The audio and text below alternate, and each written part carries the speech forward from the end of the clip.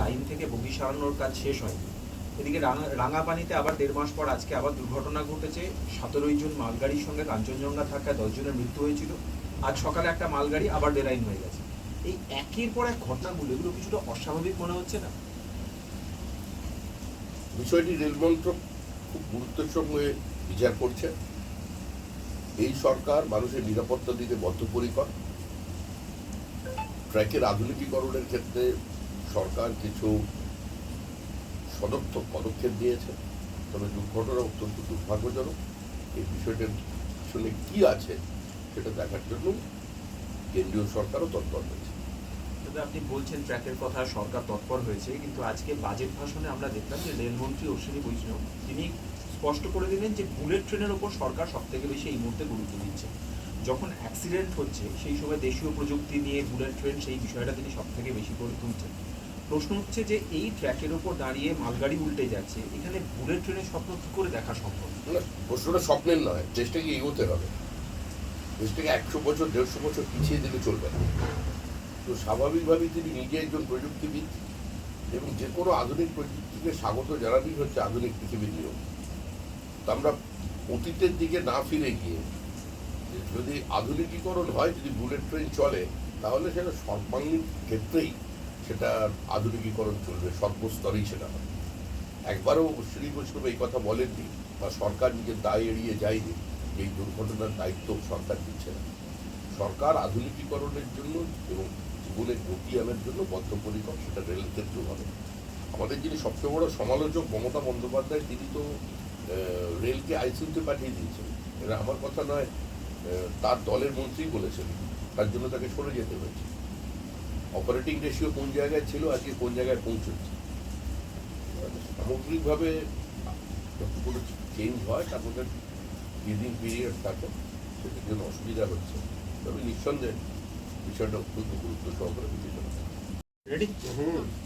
এই রেল দুর্ঘটনাগুলোর পর অনেক রকম তথ্য উঠে আসছে। রেলের কর্মী ইউনিয়ন তারা বারবার ধরে অভিযোগ করছে যে সারা দেশে রেলের পরিকাঠামো পরিচালনার জন্য যে পরিমাণ লোক দরকার তার থেকে অনেক কম লোক নিয়ে কাজ চালানো হচ্ছে, ফলে পদে পদে বিপত্তি ঘটছে। শূন্য পদ পড়ে আছে এবং কোনো উদ্যোগ দেখা যাচ্ছে না রেলের তরফে এই শূন্য পদ পূরণ করার জন্য। এর উত্তর তো রাজ্যসভার ফ্লোরে রেলমন্ত্রী দিয়েছেন, যে রিক্রুটমেন্ট কত হয়েছে এবং কত রিক্রুটমেন্ট প্রসেসে আছে। সুতরাং কোনো কর্মী ইউনিয়ন কোনো কথা বলতেই পারে না, প্রত্যেকেরই কথা বলার স্বাধীনতা আছে। তবে তার সঙ্গে বাস্তবের যোগাযোগ কতটা আছে সেটা রেলমন্ত্রকই বলতে পারবে। আর আমি তো দলের প্রতিনিধি, আমি সরকারের প্রতিনিধি নই। ফলে তাদের সরকারের তরফ থেকে যেটা বক্তব্য সেটা সরকার বলবে। আমরা বিষয়টি উদ্বিগ্ন দলের পক্ষ থেকে, সেটা আমরা সরকারকে জানাচ্ছি। রাজ্যের বিষয়ে আনন্দপুর পাঠশালায় ব্যাপক ভাঙচুর হয়েছে, কিন্তু গ্রেপ্তার হয়েছে এখনো পর্যন্ত মাত্র 2 জন। মূল অভিযুক্ত সহ বাকিরা এখনো কাউকে ধরা যায়নি এবং অভিযোগ উঠছে যে কলকাতা কি এই মুহূর্তে প্রায় দুষ্কৃতীদের দখলে চলে গিয়েছে, কলকাতা শহর।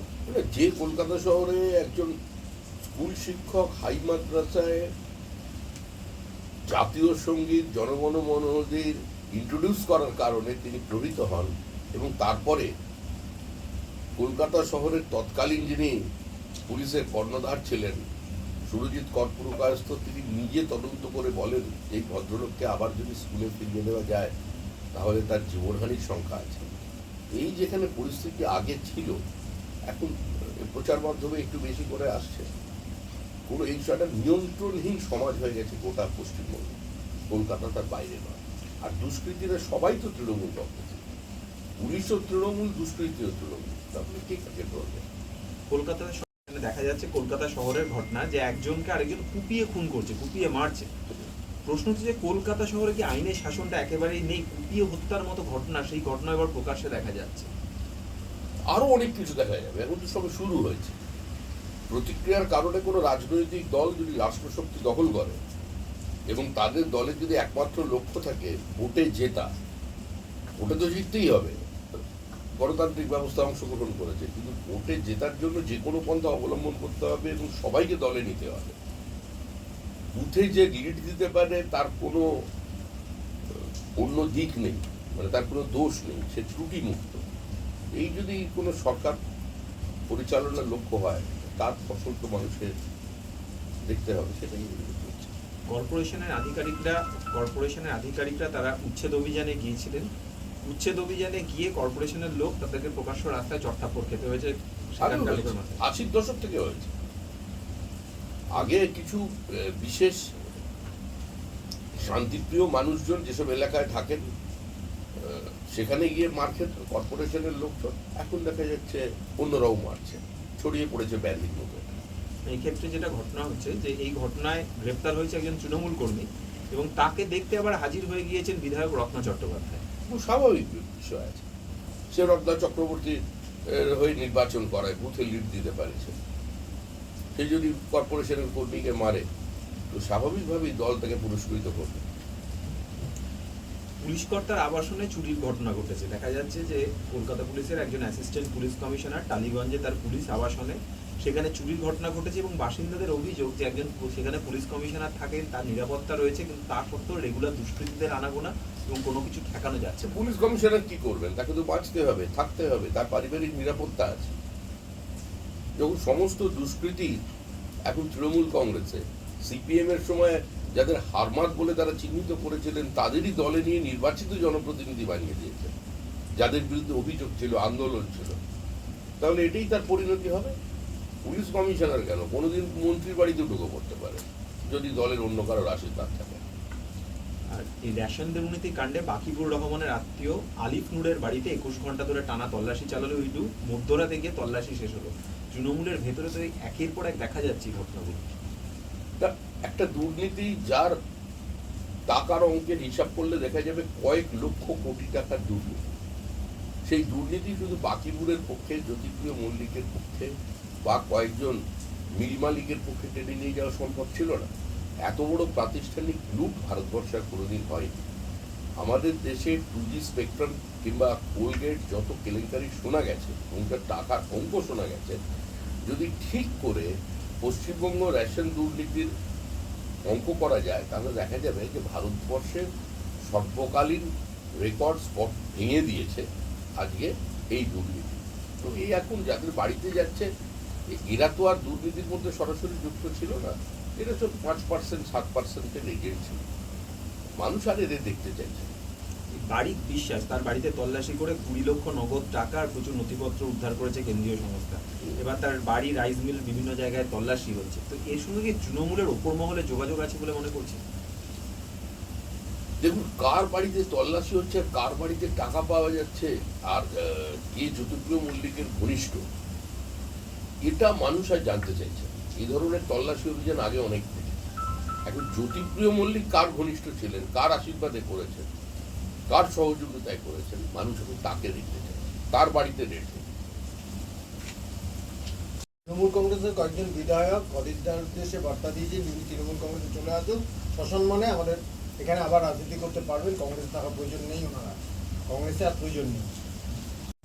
আর কোন তৃণমূল কংগ্রেসের সঙ্গে যোগাযোগ রাখবে এটা সম্পূর্ণভাবেই ওই দুটো দলের ব্যাপার। আমরা আগ্রহী নই। আমরা এটা আগেও বলেছি, এখনো বলছি যে অধীর চৌধুরীর মতো নেতার এটা বোঝা উচিত ছিল যে যদি তৃণমূলের বিরোধিতা করতে হয় সেটা কংগ্রেসে থেকে করা যাবে না। তারপরে উনি কংগ্রেসে ছিল, এটা হওয়ার সেটাই হয়েছে। বিজেপিতে যদি আসতে চান তাহলে বিজেপি তাকে নেবে।